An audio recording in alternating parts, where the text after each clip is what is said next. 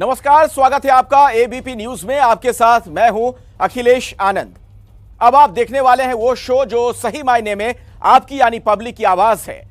हर वो आवाज जो अनसुनी रह जाती है उसे मंच देता है घंटी बजाओ। जिन मामलों में सिस्टम और सरकार कान बंद कर बैठ जाती है, घंटी बजाओ का प्रयास होता है आम लोगों के सवाल जोरदार तरीके से पूछें ताकि कोई भी अपनी जवाबदेही से बचने ना पाए। चूंकि मौसम चुनाव का है तो आज घंटी बजाओ में राजनीतिक दल के घोषणा पत्र का पोस्टमार्टम होगा ताकि आपको इनकी कथनी और करनी का फर्क पता चल जाए। कांग्रेस केंद्र की बीजेपी सरकार पर लगातार हमलावर रहती है, लेकिन जिस राज्य में सत्ता में है वहां कांग्रेस की सरकार क्या जनता से किए वादे पूरी कर रही है? तो बात अगर पंजाब की हो तो कांग्रेस अब वहां एक नया दांव चल रही है। बड़ी बेशर्मी के साथ चरणजीत सिंह चन्नी के सिर्फ 111 दिनों के काम को ही कांग्रेस अपना काम बताने में जुटी है। तो क्या कैप्टन अमरिंदर कांग्रेस के सीएम नहीं थे? मतलब वोट के लिए ये राजनीतिक दल जनता को बेवकूफ क्यों बनाते हैं? अब आपकी बारी है, वोट देकर जनता के साथ छल करने वाली पार्टियों को सबक सिखाएं। रिपोर्ट देखिए और हर उस पार्टी के खिलाफ 8422-840000 पर घंटी बजाएं जिन्होंने घोषणा पत्र को बोल वचन बना दिया है।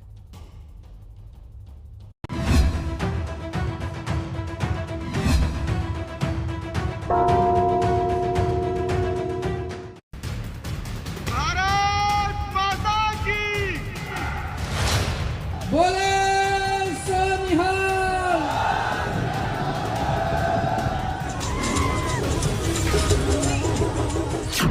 पूरे पंजाब में आज एक सुर से एक ही आवाज उठ रही है, भाजपा को जिताना है। जय श्री राम। मजबूत सरकार बनानी है, कम से कम 80 सीट चाहिए। बड़े मियाँ तो बड़े मियाँ, छोटे मियाँ, फिर से बोलिए छोटे मियाँ। कांग्रेस ने किसानों को हमेशा धोखा दिया। नरेंद्र भाई मोदी जिंदाबाद। कौन सा गुजरात मॉडल देखा है अपने देश में? जो लोग दिल्ली में आपको घुसने नहीं देना चाहते वो आपसे वोट मांग रहे हैं। पुलिस भी इनके अंडर नहीं है, अरविंद केजरीवाल जी के अंडर। आप पंजाब आकर कौन सी सरकार चलाएंगे? प्रियंका गांधी जी कह रहे थे कि दिल्ली से जो आए हैं उनकी सरकार मत बनाना। क्या प्रियंका गांधी मोगा में रहती है? वो भी तो दिल्ली से आई थी। ऐलान करते रहते हम रोजगार पैदा करेंगे। इतने साल हो गए कोई रोजगार पैदा नहीं हुए। ये अगर करेगा तो मोदी ही करेगा।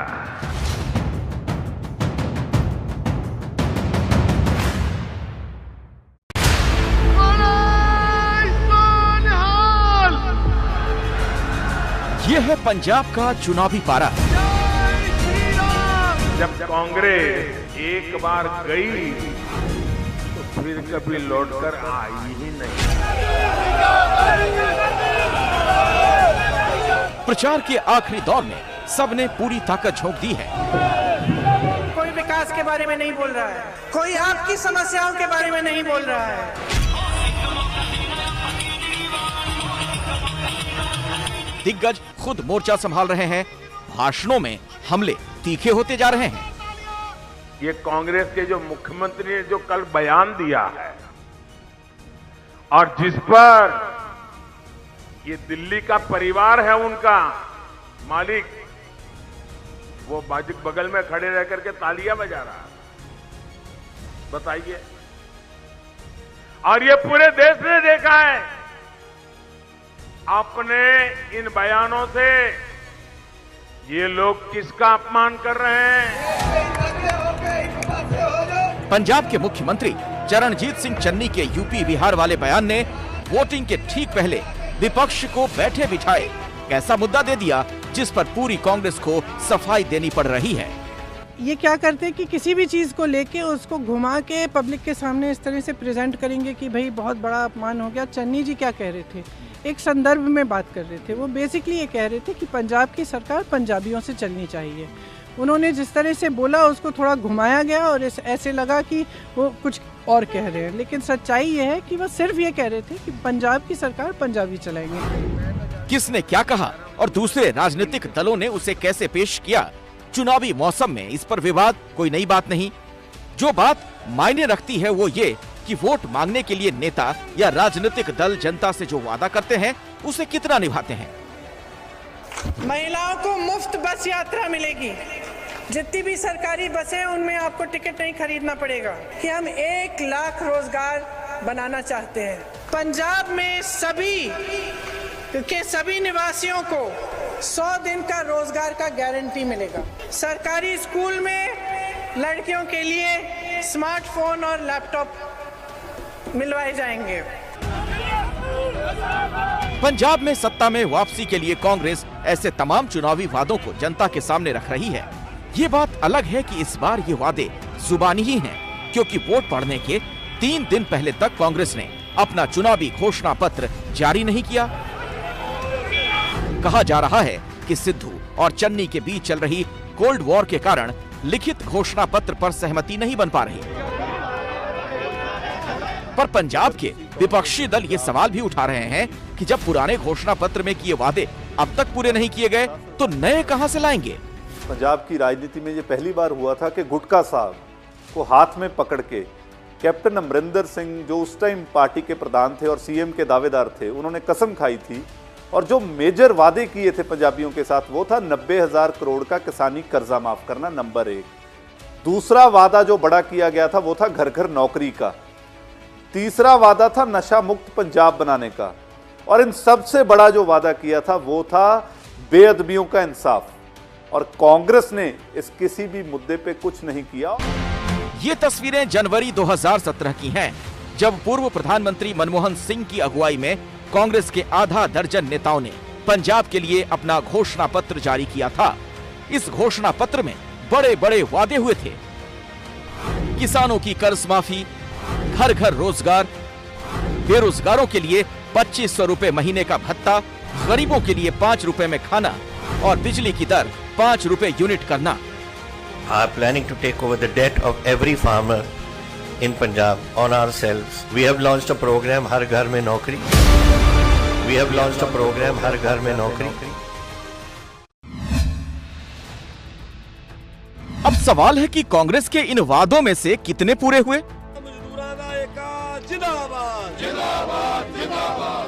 कांग्रेस का सबसे बड़ा वादा कर्ज माफी का था, जिसे पूरा करने में कांग्रेस की सरकार किस हद तक फेल रही वो हमने आपको घंटी बजाओ में करीब 2 महीने पहले दिखाया था। किसानों का कर्ज माफी का, किसान खेती मजदूर का बड़ा वादा था पंजाब सरकार का, तो वो अभी तक किया नहीं गया। तो सरकार ने बोला था आपका कर्जा हम देंगे, हमने लोन तारा नहीं, हमारा तो डबल हो गया। पता नहीं सरकार कैसे बोल देती है, सभी माफ हो गया। का यही से जवाब लेना चाहते हैं कि जो ये वादा किया है, आगे फिर चुनाव आने वाला है, आगे वाली जो मतलब लीडरशिप है वही वादा करे जो उसको पूरा निभा सके। घर घर नौकरी का वादा भी अधूरा ही रहा। नौकरियों को लेकर पिछले दिनों पंजाब में हुए प्रदर्शन इसका सबूत है। रद्द कर दिया। अब हमने बिजली बिल कम करने के कांग्रेस के वादे की पड़ताल की। संवाददाता जैनेंद्र कुमार मोहाली के कई इलाकों में गए, लोगों से बात की। एक छोटी सी दुकान चलाने वाले गुरनाम सिंह ने हमें अपना बिजली का बिल दिखाया और कहा कि इतने सालों में उनका बिजली का बिल कभी भी कम नहीं हुआ।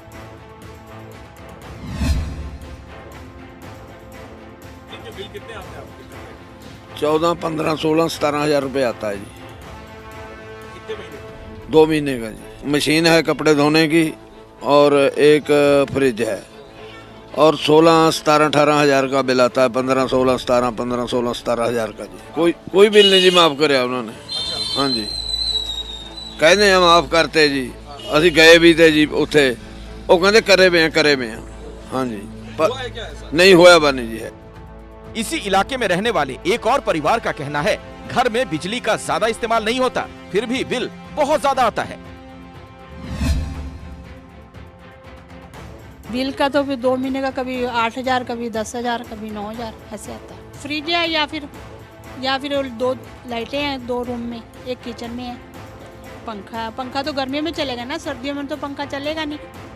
यहाँ रहने वाले ज्यादातर लोगों ने ये कहा कि उन्हें कांग्रेस के 5 साल के राज में बिजली बिल में किसी तरह की राहत नहीं मिली। हालांकि कांग्रेस के इस वादे को पूरा करने के लिए चरणजीत सिंह चन्नी ने मुख्यमंत्री बनते ही घरेलू उपभोक्ताओं के लिए बिजली दरों में कटौती का ऐलान किया था। 1 नवंबर को चन्नी ने बिजली दरों में 3 रुपए की कटौती की। इसके तहत 100 यूनिट तक बिजली दर 1 रुपए 19 पैसे कर दी गई। 100 से 300 यूनिट के लिए 4 रुपए, 300 से ज्यादा यूनिट पर 5 रुपए 76 पैसे प्रति यूनिट। चन्नी का दावा है कि इस ऐलान के बाद पंजाब में बिजली देश में सबसे सस्ती है। हमारी पड़ताल में मोहाली के जगतपुरा इलाके में कुछ ऐसे लोग मिले जिनके जनवरी के बिलों में इस कटौती का असर दिखाई दिया।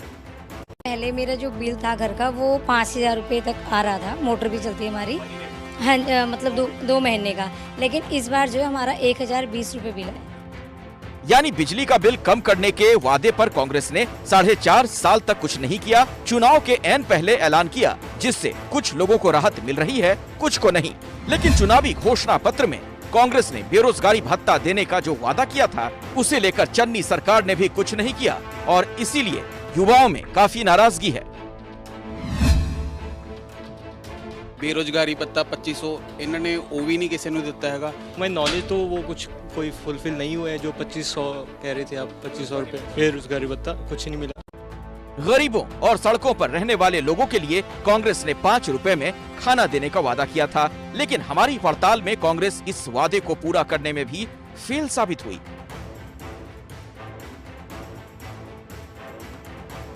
लुधियाना में सरकारी खाना सस्ता 5 रुपए का खाना ऐसा मिलता है?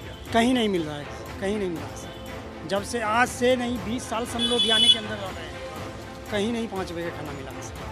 चुनावी घोषणा पत्र के अधूरे वादों को लेकर विपक्ष लगातार कांग्रेस सरकार को निशाना बना रहा है। 2 लोगों से वादे किए थे, चाहे बेरोजगारी भत्ता देना हो, कोई एक वादा, चाहे आप कह रहे हैं कि फ्री खाना देना हो, सस्ता खाना देना हो, सस्ती बिजली देनी हो, इन सभी मुद्दों पे कांग्रेस ने माना कि 4.5 साल कोई काम नहीं हुआ। उनका भी वादा पूरा नहीं हुआ। बिजली की बात करते हैं बार बार, बिजली का इन्होंने कहा था हम बनते ही सबसे पहले जो सी बिजली के महंगे बिजली के इन्होंने किए हुए हैं उनको हम बंद करेंगे, एक भी वो नहीं किया। चुनाव में वोट मांगने निकले कांग्रेस के नेता अब नए वादों का पिटारा खोल रहे हैं, लेकिन पुराने वादों का हिसाब कौन देगा? इस सवाल पर कांग्रेस के स्थानीय नेता बड़ा दिलचस्प जवाब दे रहे हैं। अहम हो जाता है इस बात को समझना कि जो पहले 4.5 साल हमारे मुख्यमंत्री थे वो एक कठपुतली की तरह अजीत डोभाल जी, अमित शाह जी और नरेंद्र मोदी जी के हाथों में खेल रहे थे और ईडी और तमाम एजेंसीज के थ्रू उनको कंट्रोल किया जा रहा था। वो पंजाब के प्रति ना उनके अंदर कुछ करने की नीयत थी और कहीं ना कहीं क्षमता की भी हमें कमी नजर आनी शुरू हो गई। उसके बाद 111 दिन की वो सरकार आई जो सरदार नवजोत सिंह सिद्धू के विजन पर चरणजीत सिंह चन्नी जी के नेतृत्व में उन्होंने ऐसी परफॉर्मेंस दी कि पंजाब ने कांग्रेसी सोच, कांग्रेसी विजन की सरकारें किस तरह चलती हैं उसका एक ट्रेलर 111 दिन में जरूर देख लिया। जो मैनिफेस्टो था कांग्रेस का, उसके ऊपर फोटो राहुल गांधी की, सोनिया गांधी की, मनमोहन सिंह जी की और कैप्टन अमरिंदर सिंह की थी। तो उनमें से तो सिर्फ एक ही फोटो बदली है जो है कैप्टन अमरिंदर सिंह की, बाकी फोटो तो ऐसा ही हैं। तो आज अगर चाहे कैप्टन अमरिंदर सिंह हो चाहे चरणजीत चन्नी हो, ये माना जाएगा कि ये उनका वादा था और वो वादा पूरा नहीं हुआ। 5 साल सत्ता में रहते हुए कांग्रेस ने पंजाब में क्या किया, क्या नहीं, ये सबसे बेहतर तरीके से जनता को पता है और अपने वोट के जरिए वो जनता सरकार के कामकाज पर पास या फेल की मुहर लगाने वाली है। देखिए, बड़ी बात, मोटी बात तो यह है कि तमाम राजनीतिक दलों का करीब करीब सत्ता चरित्र एक सा होता है। घोषणा पत्र में तमाम वादे किए जाते हैं, लेकिन सरकार में आने पर उन वादों को वो राजनीतिक दल भूल जाते हैं। आज हम बात करेंगे यूक्रेन की वजह से पूरे विश्व पर मंडरा रहे खतरे की। क्या रूस पीछे हट गया है? और सवाल यह भी कि क्या अमेरिका रूस पर दबाव बना रहा है? तो आखिर क्या है विश्व की 2 महाशक्तियों के बीच इस तनातनी का असली निदान? आज हम आपको यूक्रेन बनाम रूस की इस लड़ाई में चीन और भारत के लिए मौजूद संदेश को समझाने का प्रयास कर रहे हैं। क्या पिछले कुछ सालों में रूस का समर्थन करने वाला चीन इस पूरे मामले में अपनी पुरानी रोटी सेकने की कोशिश कर रहा है। आखिर क्या होना चाहिए भारत का रुख, देखिए रिपोर्ट। खतरा, खतरा मंडरा रहा है, विश्व शांति पर खतरा।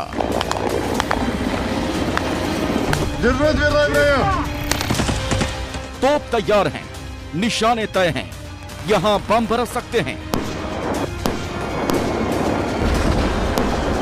यहां तोपें गरज सकती हैं।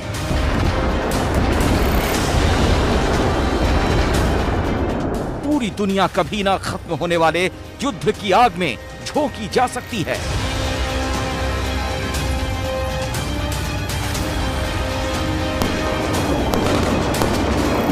अमेरिका सैनिकों की खेप पर खेप भेजने को तैयार है। रूस अपनी अकड़ नहीं छोड़ने को आमादा है। आखिर क्या है इस पूरे मामले में चीन का रुख? क्या हो सकती है इस पूरी कवायद में भारत की भूमिका? विश्व शांति पर मंडरा रहे इस पूरे विश्व संकट की सबसे बेबाक रिपोर्ट, सबसे ज्यादा समझदार रिपोर्टिंग के साथ हम आपको बताएंगे वो हकीकत जिसकी वजह से पूरी दुनिया के बाजारों में उथल पुथल है।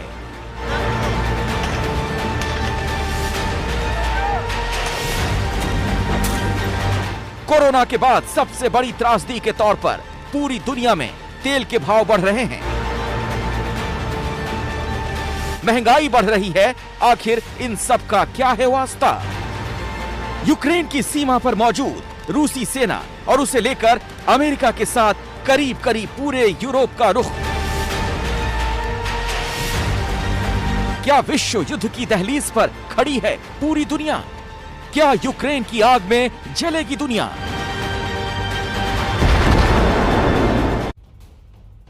यूक्रेन को लेकर जो स्थितियां पैदा हुई हैं, उसकी वजह से पूरे विश्व में अस्थिरता का माहौल है। ऐसे में सवाल यही कि क्या यह तीसरे विश्व युद्ध की दस्तक है या फिर कोई समाधान निकल सकता है? रूस बातचीत की बात तो कर रहा है, लेकिन अमेरिकी दावों की माने तो वो यूक्रेन के खिलाफ सेना की तैनाती कम नहीं कर रहा। तो ऐसे में सवाल यही कि क्या रूस मामले को शांत होता नहीं देखना चाहता? अमेरिका के साथ साथ उसके साथी नेटो देशों के लिए आखिर कैसे बन रहा है यूक्रेन का यह मामला अस्तित्व का प्रश्न? रूस का कहना है अमेरिका माने ना माने, हम युद्ध नहीं बातचीत चाहते हैं। रूस की जो सेना अभ्यास में हिस्सा ले रही है, उसकी कुछ सैन्य टुकड़ियां अपने सैन्य अड्डे की ओर लौट रही हैं। हालांकि रूस ने वापसी का पूरा ब्यौरा नहीं दिया, लेकिन इससे ये उम्मीद जगी है कि शायद रूस की योजना यूक्रेन पर हमला करने की ना हो। रूस उन सुरक्षा संबंधी समस्याओं पर बातचीत जारी रखने के लिए राजी है जिसने यूक्रेन संकट को जन्म दिया।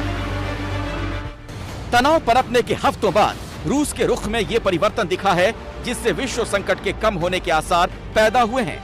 अब भी पश्चिमी देशों के अधिकारी ये चेतावनी देना जारी रखे हुए हैं कि रूस किसी भी क्षण यूक्रेन पर हमला कर सकता है।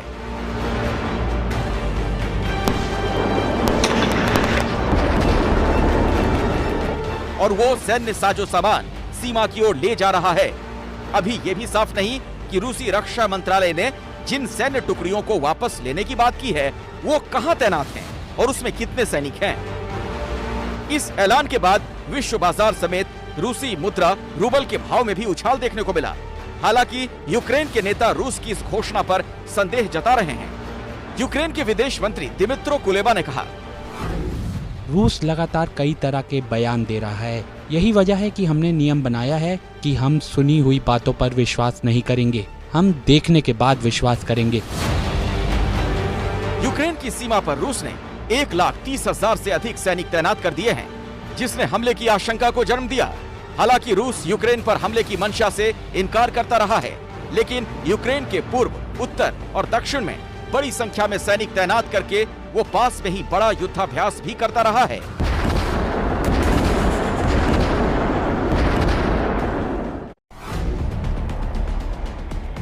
आशा की नई किरण के साथ कूटनीति घटनाक्रम की झड़ी लगी हुई है। German chancellor Olaf shawls Kyiv में यूक्रेन के नेताओं से बातचीत करने के एक दिन बाद मॉस्को में रूसी राष्ट्रपति व्लादिमीर पुतिन से मिलने की योजना बना चुके हैं। उधर रूस के सबसे कड़े यूरोपीय आलोचकों में से एक पोलैंड के विदेश मंत्री भी रूसी विदेश मंत्री सर्जेई लावरोव से मिलने के लिए मंगलवार को मॉस्को में थे। यूक्रेन के विदेश मंत्री ने अपने इतालवी समकक्ष की मेजबानी करके बातचीत की। दरअसल मॉस्को गारंटी चाहता है कि नेटो यूक्रेन और पूर्व सोवियत संघ के अन्य देशों को अपना सदस्य नहीं बनाएगा। वो ये भी चाहता है कि नेटो के सदस्य देश यूक्रेन में हथियारों की तैनाती पर रोक लगाएं और पश्चिमी यूरोप से अपने सैनिक वापस लें। पश्चिमी देश रूस को अंतहीन वार्ता में फंसा सकते हैं। क्या अभी भी समझौते पर पहुंचने का अवसर है? इस पर व्हाइट हाउस की प्रमुख उप प्रेस सचिव कारीन जीन पियरे ने कहा, The path for diplomacy remains available if Russia chooses to engage constructively. German chancellor Olaf भी यूक्रेन पहुंचे। पोलैंड के विदेश मंत्री जिबिग्निव राव से भी रूसी विदेश मंत्री लावरोव से मिलने की बात की।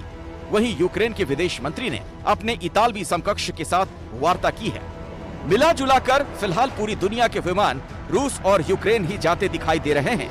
रूस और यूक्रेन के युद्ध को लेकर अमेरिका ने कहा कि हम अपनी खुफिया जानकारी के किसी भी विवरण पर टिप्पणी नहीं करेंगे, सिवाय इसके कि ये इस सप्ताह शुरू हो सकता है। हालांकि बहुत सारी अटकलों के बावजूद कि ये ओलंपिक के बाद होगा, ये स्पष्ट नहीं कि रूस कौन सा रास्ता चुनेगा। साथ ही उन्होंने कहा कि अमेरिका किसी भी स्थिति के लिए तैयार है। राष्ट्रपति बाइडेन ने इस सप्ताह के अंत में पुतिन के साथ अपने आह्वान पर ये बहुत स्पष्ट कर दिया कि यदि रूस यूक्रेन पर एक और आक्रमण करता है तो अमेरिका अपने सहयोगियों और भागीदारों के साथ निर्णायक रूप से जवाब देगा और रूस पर गंभीर प्रतिबंध लगाएगा। बाइडेन ने दोहराया कि यूक्रेन पर एक और रूसी आक्रमण मानवीय पीड़ा पैदा करेगा और रूस की स्थिति को ही खराब करेगा। इसी बीच ऑस्ट्रेलिया के प्रधानमंत्री मॉरिसन ने इस पूरे मामले में चीन को रुख साफ करने के लिए कहा। मॉरिसन का कहना है कि चीन को यूक्रेन के मुद्दे पर विश्व के बाकी देशों का साथ देना चाहिए और रूस की हरकत को नाजायज ठहराना चाहिए। आखिर क्या हो सकता है चीन का रुख? रशिया और चाइना दोनों ही बेहद महत्वाकांक्षी हैं। चाहे वो राष्ट्रपति शी जिनपिंग हो, चाहे वो राष्ट्रपति पुतिन हो, दोनों ही अति महत्वाकांक्षी दिखाई देते हैं। शी जिनपिंग जो चाइना के राष्ट्रपति हैं, वो 2049 तक विश्व की नंबर 1 पावर बनना चाहते हैं, लेकिन अपनी अपनी महत्वाकांक्षाओं की सिद्धि के लिए वो अमेरिका और जो वेस्टर्न कंट्रीज की हेजेमनी है उसको एक बड़ी बाधा मानते हैं। और इस वजह से इस बात की संभावना भी दिखाई देती है कि दोनों साथ मिलकर के भी अमेरिका और वेस्टर्न कंट्रीज की जो हेजेमनीज हैं उनको चैलेंज करने की कोशिश कर सकते हैं। इस पूरे मामले में भारत के पास कोई बड़ी भूमिका निभाने का कोई मौका दिखाई नहीं देता, लेकिन फर्क जरूर पड़ता है। रशिया और अमेरिका के बीच में यदि कोई विवाद की स्थिति पैदा होती है तो जाहिर है कि भारत की कोशिश होगी कि दोनों का जो विवाद है उसका शांतिपूर्ण समाधान निकले, दोनों महाशक्तियों के बीच में संवाद स्थापित हो और इस संवाद के आधार पर दोनों ही अपने जो मतभेद हैं वो दूर करें। इस बीच रूस और यूक्रेन की सीमा पर मौजूद गांव में जिंदगी पहले की तरह जारी है। लोगों को युद्ध का खौफ तो है, लेकिन साथ ही लग रहा है बातचीत से कोई बीच का रास्ता जरूर निकलेगा।